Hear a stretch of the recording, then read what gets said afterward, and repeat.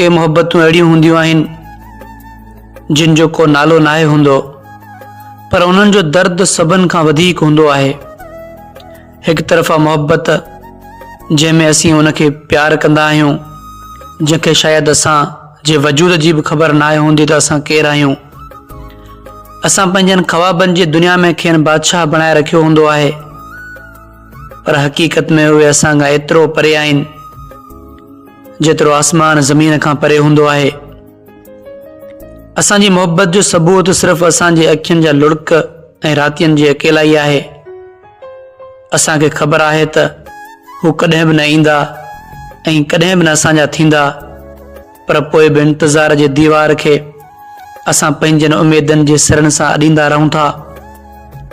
कॾहिं कॾहिं सोचींदो आहियां त ही मोहब्बत आहे या सज़ा, जेका न ख़तमु थिए थी न वरी कंहिंखे ॿुधाए सघिजे थी। बसि हिकु लिकल दर्द आहे जेको मुंहिंजे रूह में हमेशह लाइ क़ैद थी वियो आहे। एक उम्र कट गई है इसी इज़्तिराब में, वो कौन शख्स था जिसे देखा था ख्वाब में। सूरज की तपिश से मिटाए न जा सके जो दाग लग चुके हैं दिले महताब में।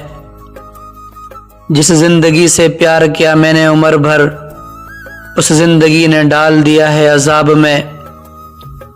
कुछ तलखी हयात का नशा भी कम नहीं, तो क्यों सुकून ढूंढ रहा है शराब में।